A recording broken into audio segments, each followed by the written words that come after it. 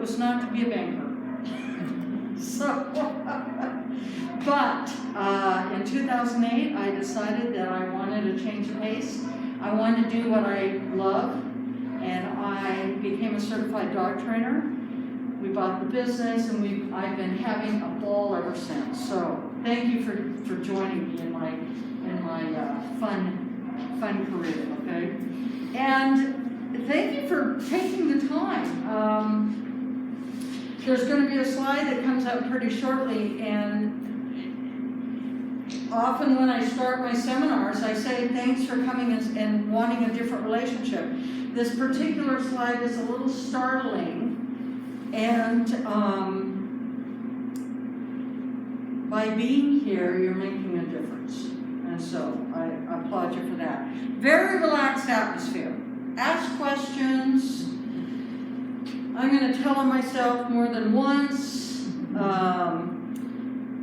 We'll get about halfway. If you need a break, we'll take a quick break. If you need to get up and stretch, whatever. Just enjoy yourself. So with that, I'm going to get started here. All right. So let's just start right out. If we want to, this is in fact the reality. There's pretty much 3 steps to training your dog. Decide what you want, what behavior you want, how you're going to do that behavior, and then you're going to reward it. That easy. Not really. So yes, in fact, I'm going to give you an example.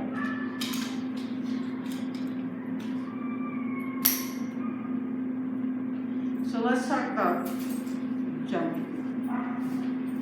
A dog jumps on us.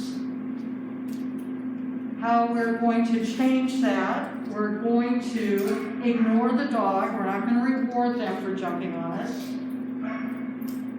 We're by either short leashing them, and we talk about that in class, sending them leash where they can't, if they were to try to jump up, they would only get this far off the ground. And then you reward them. So, and we'll talk about another reason why dogs jump on us. So that, we went right down it. What do I want? I don't want my dog jumping on me. How am I going to do it? I'm going to short leash it. I'm gonna make sure that they don't have the physical means of doing it without harming them. And then I'm going to reward them when they calm down. Now, I laugh at this because, in fact, we're all busy. And what happens is, when our dog is doing something that's annoying us, we're usually distracted. And it's just this reality. Your mind is over here on something, and you unconsciously, and I'm going to take the example of jumping on, get off of me. And so you have to really be more present. We're going to talk about that, and I'm going to encourage you, I'm going to give you an exercise to try to encourage you to be a little bit more present. And it's progress, not perfection, you guys. Okay? So let's talk about today. So we were talking about Wyatt. So this is Wyatt. This is my corgi. I have 2 corgis. Violet is a year younger than Wyatt, and that's a story in itself, and I'll tell that later. We're going to talk about behavior in general, why they do what they do. Human-dog relationship. Communicate, that's my favorite, absolute favorite piece. Problem solving, and then we'll discuss about upcoming class. So this is the slide I was telling you about. 70% of dogs are rehomed, and we say before their 2nd birthday. In actuality, it's usually before they're 18 months old. Why do you think that's the case? They're teenagers. They get energetic. I'm sorry? They get really energetic, like at a year. And it's interesting. Yeah. And they're out of that puppy stage where they want to listen and do what you want all the time. It's really interesting. Most people think that having a puppy is the hardest part of raising a dog. And yes, it's not fun getting up in the middle of the night to take them out to go potty and teaching them potty training, and their mouth is on everything because that's how they explore the world. But I'll tell you the difficult part is when they hit that adolescent stage. And that's from about 6 months to 24, unless you have a lab. Do we have labs in here tonight? I don't think we do. I always want to send a sympathy card to My daughter has one.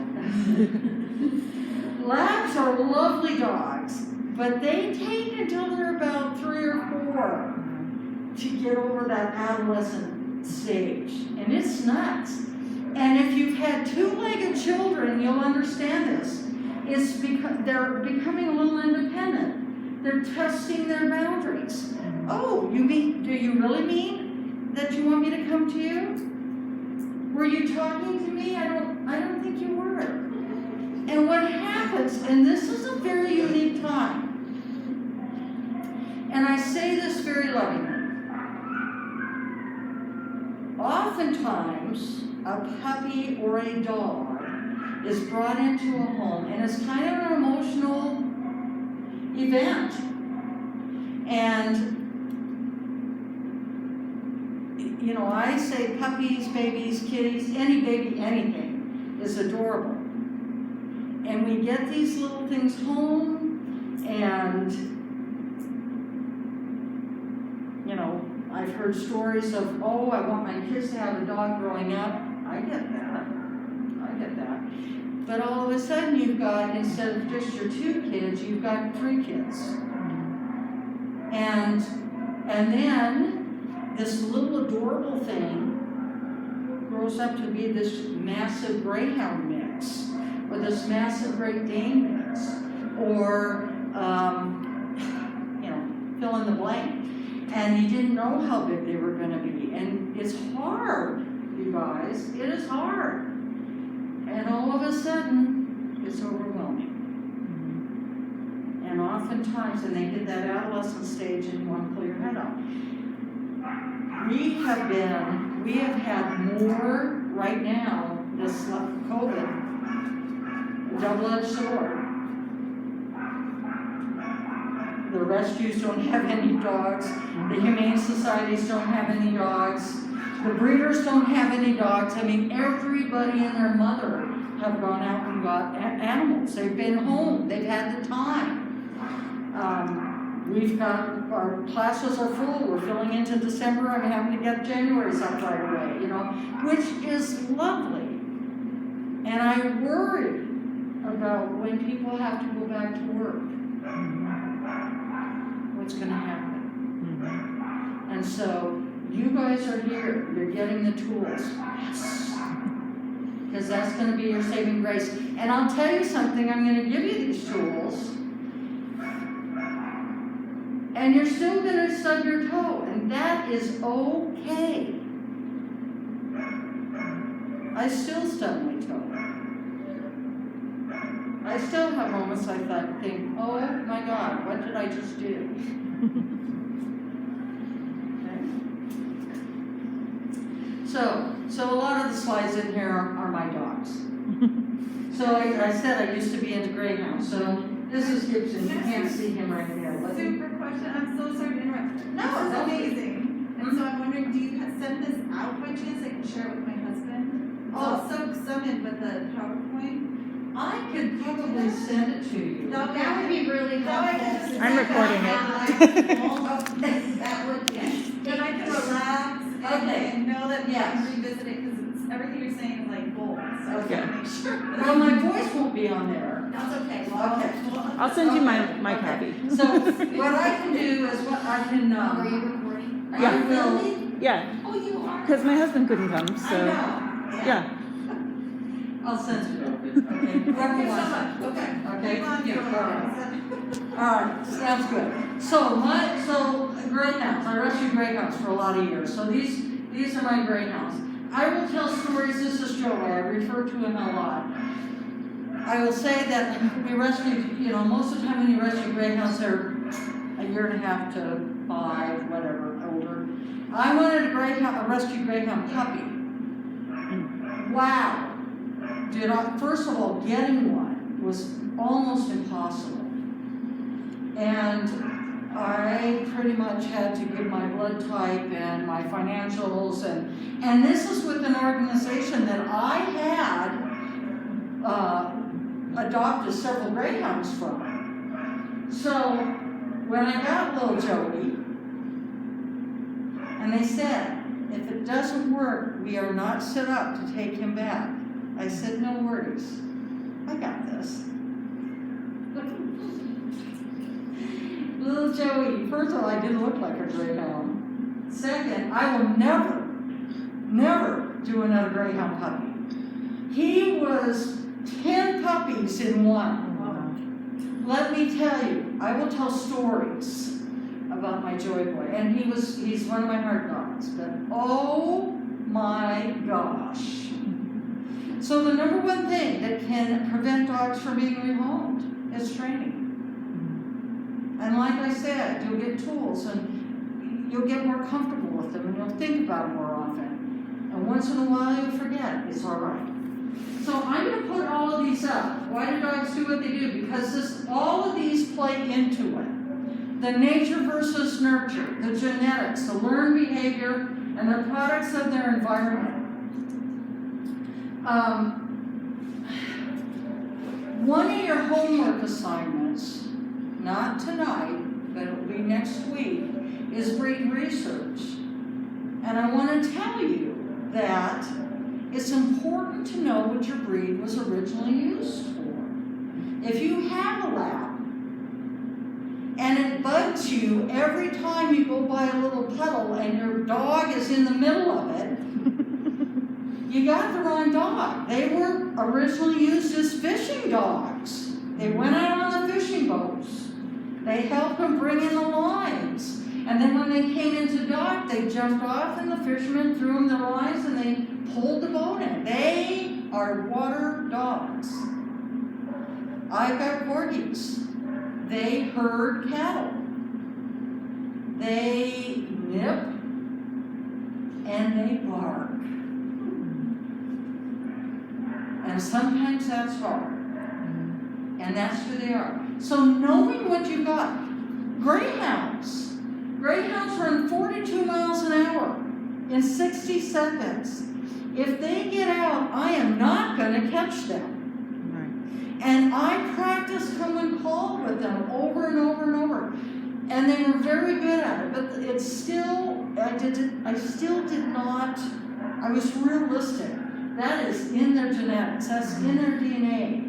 For me to think that even though they did it almost 100% in the house and in the backyard, that I could go out and have them on leash and they'd stay with me was unrealistic on my part.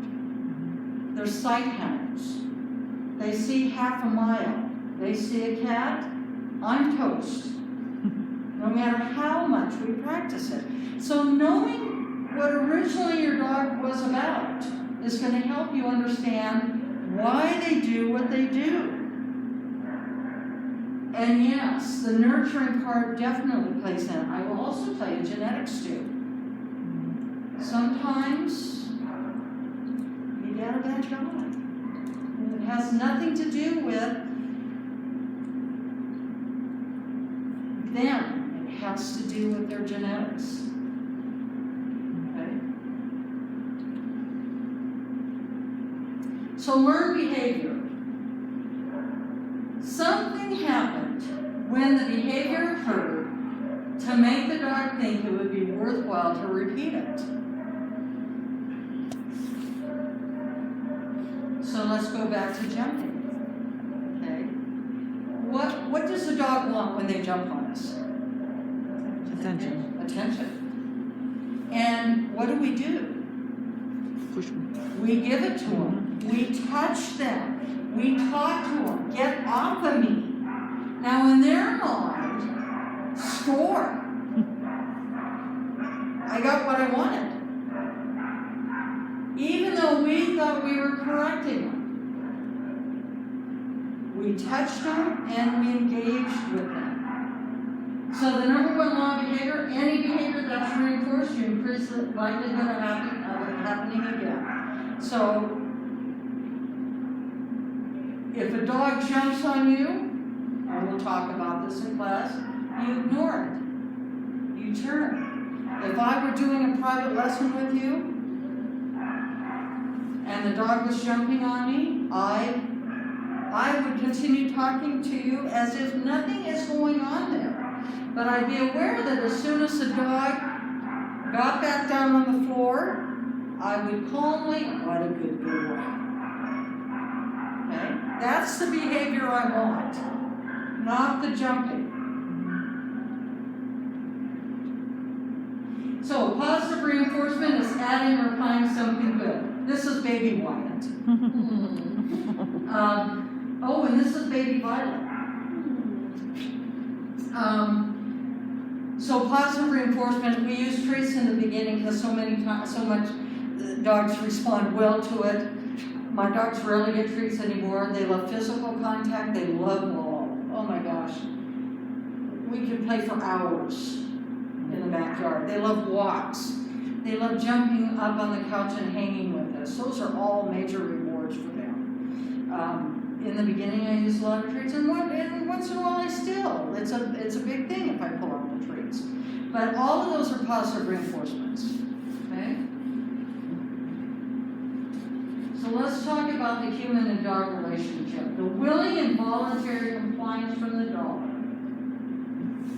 based on mutual respect and trust. So, a little bit of background here. Old school training for years was more of a heavy hand. It was a lot of physical. It was pinch collars and choke chains. And I've had older people come in who've had dogs for years and said, I've used those and it worked well. And I said, I agree. I mean, they do work well. Here's the difference. When you use a pinch collar, it's uncomfortable for the dog. So yes, they're going to stop doing that out of fear. And quite frankly, I would rather build my relationship with my dog, and it will take longer, no doubt about it. But I want to build a relationship where it's based on mutual respect and trust. You guys don't know me. Well, some of you know me a little bit, but I mean really. I am a person that you're just meeting, just getting involved with. You don't trust me yet. I have to prove that to you by my actions and how I treat you. So same with your dog. I want my dogs not to be afraid of me. I want, when I ask them to do something, I want them to do it because I asked them to do it. Your SOs, if they ask you to do something, you do it because you love them, because you want to be a good partner. Okay? So, mutual respect and trust. That's positive reinforcement. The trend is changing. And I will talk a little bit more about how I'm going to engage in meeting your dogs and how that's going to look. Who's running the show? You will hear me say often, clear communication, consistency and follow through. Are you rewarding the behaviors you want and ignoring the behaviors that you don't want?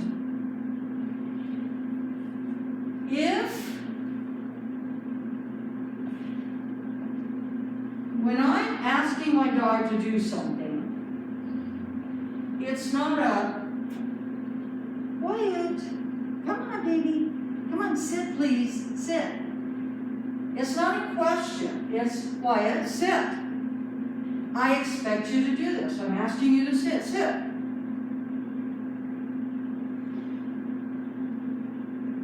I love Wyatt to death, and he is a pistol. He loves me, but he has a very strong will. And so, oftentimes, he pushes the envelope. So, when I was teaching him how to lay down, in class we teach the behavior first, and then we put the word to it.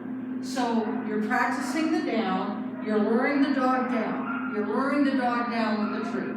So he's laying down. This is our hand signal, down, down, down. You're teaching him the action. Wyatt knew it.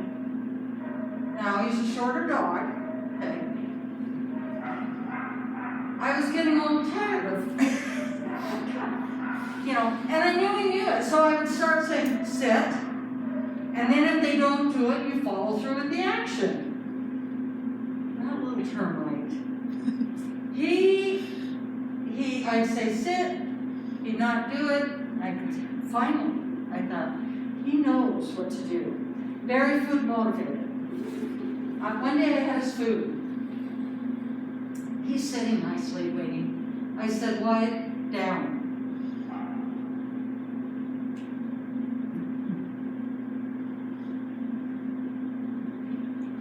Never repeated myself.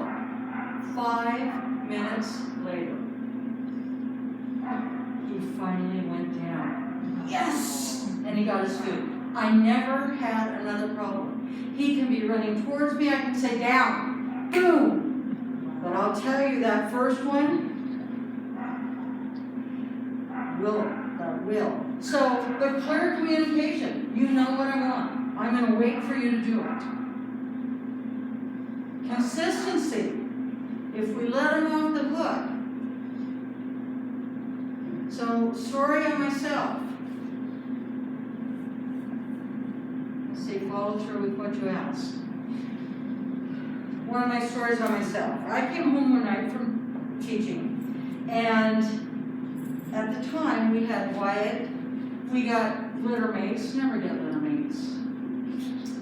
True. Never get litter mates. I preached that until the cows come home. And I broke my own rule.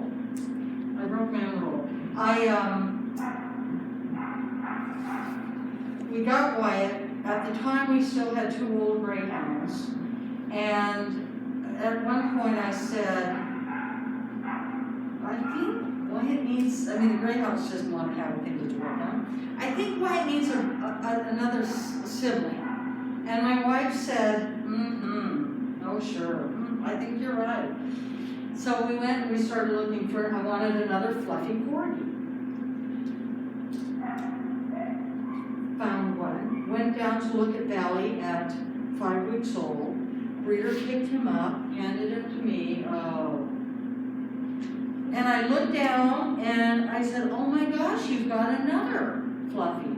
This is our special needs girl. Picks her up, hands her to Di, goes and gets something. I'm talking to Valley. I glance over, and Di goes like this.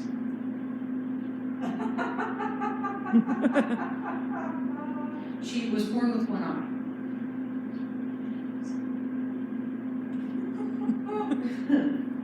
She was her unplanned pregnancy.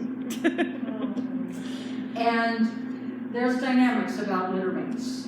It's besides just the double work, there's the dynamics.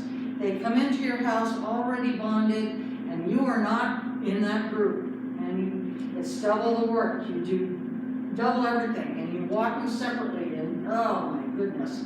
And as this happened, the twins, as I call them, were only about 6 months younger than Wyatt, and they started packing up on him. And that just wasn't going to work. So as it turns out, our youngest son, who is our general manager, they lost their old lab, and they loved the dogs, and they live 12 minutes from us, they come here, I mean, we see them all the time. They took Valley, we kept Weber, and it leveled things out. Everybody, all the dogs were much, much happier. But here's the thing, I came home one night, I was tired, here's these 3 young dogs. And I was catching up with her in the kitchen, sitting in my chair, and we were talking, and I asked one of the dogs to do something, and they didn't do it. And I didn't do anything about it. And she said, I'm confused. I could swear I know this head trainer that says, when you ask the dog to do something, and they don't do it, you need to follow through with it. So I said, well, I'm tired. You know, I've been talking all day. She goes, okay, I understand. I don't want to be a single parent. And I have no issue rehoming the dogs. And I said, gotcha. And that was fair. It was fair. I wanted the extra dogs, you know, and so I'll tell you what I did very quickly. Anytime I asked my dog to do something, one, are they chewing on electrical cord, especially with your puppies, you know, are they chewing on something that's going to make them sick or kill them? I can tell you right now, I'll be doing a sharp no. It's one of the few times that I will use that, but I need to, okay? If they're not going to get themselves in a world of hurt, for like the corgis, they're barking at who knows what. They just, you know, they're just barking. Is it bothering me enough that if I say, come here you two, come on in here, and they don't, do I have the energy to get up and go get them and walk them back to where I called them? And it's a quick 5-second ticker tape through my hair. If I don't have the energy, I don't ask it. But if I ask for behavior, I get up and I follow through and I do it. Because what happens is they're going to start wondering, well, do you mean it this time or not? And I'm going to just try to see if you really mean it. In the beginning, it's a lot of work because you're building that trust and respect. Oh, you said this, you're going to do it. And that just takes some time they will test it for a while, but then they'll know. And it will become habit with your routine. You'll be comfortable. They know, oh, mom said no, okay, not going to press it. So clear communication, consistency, and follow through. And you guys, let's start looking for behaviors that we're happy with. Think about this. When do we see our dogs the most? I'm sorry, what? Sorry, were you asking for the time of day? Sorry. Or just, when are we most aware of them? When they're digging a hole in the backyard? When they've just eaten your favorite pair of shoes? I like build hats. I've lost a Joey, my hat eater. I learned. That's when we see them. That's when we engage with them. When we and think about this, when we're engaging with them, we're frustrated, we're angry, they know that. So I'm challenging you, when we want to, positive reinforcement, when we want to encourage them to do particular behaviors, if they're laying next to you and chewing on a bone that's good for them, yes, that's what we want. They're not, and we have to be aware, and what a good girl. When they're behaving, they're invisible because they're not destroying something or irritating us. So I have an exercise for you that you'll be doing where you will, I challenge you to look for the things that you're happy with. And it does not have to take a lot of work. You're home, you're doing something, you glance over, they're laying down. That's a good baby. Good. That's all it takes. You walk by, they're being good, you scratch them a little bit. That's all they want. And those behaviors, what's going to happen is, when you're reinforcing those behaviors, they will occur more often. So we put this in this. This is Little Dogs Get Away with Murder. I tell you, I'm just checking. Little dogs, yeah. I'm just seeing if we have some little dogs here. Same bad behavior. You know, a 5-pound dog jumping on you is just as bad a behavior as a 70-pound dog jumping on you. It's just a 70-pound one can knock you off your feet, Yes. whereas this is just an irritating little tick on your leg, okay? So little dogs get away with it. So this is really adorable family dog. You know, playful, sits on my lap, just loves it. I just love him. As long as things are going his way, going according to the dog's wishes. But when asked to stop doing something that they are enjoying doing, then things get like that. And we're going to talk about the behavior extinction towards the end of the seminar. But it talks about how your dog is doing a certain behavior, and then we're asking them to change, and what happens with that. Okay? All right. Who's trained who? So I often say, who's running the show? You or your dog? First of all, how many of you free feed your dog? And what that means is you put their food in their bowl, they put it down, and they graze at it all day. Mind you, there's nothing to graze at. I put the food down and it's gone in 5 minutes. Yeah. But there are some dogs who don't do that. If your dog is a grazer, I would encourage you to put the food down, give them 10 minutes to eat, and if they haven't finished it, put it up until the next meal. Then you're going to put it down again, top it off if they've had some, you know, with whatever their second portion is. Give them the same 10 minutes. If they don't finish it, put it up. We are not their servants. If they have a smorgasbord all day, what value are we to them? And with dogs, it's very interesting. Food is a big ticket item for them. I mean, they are scavengers. They can't starve themselves like we can. And so they can go, they'll go, in my time, I've had 2 dogs that eat to live. All the rest of my dogs live to eat. And they would, Gibson was one of them, and he could go 24 hours. Super healthy dog. It's just, it was his metabolism. But what happened is he had 3 other dogs to the pack who lived to eat. And so if he walked away from that, it was gone. So I knew immediately when he'd stand over it so the other dogs wouldn't come and get it. And I immediately said, "Are you not eating today?" And I'd pick it up and put it away. And sometimes he'd go to it. Sometimes he'd eat it in the evening. Sometimes it'd be the next morning. So all good things come from you. So put the food down. If they haven't finished it, pick it up until the next meeting. They will eat it when they're hungry.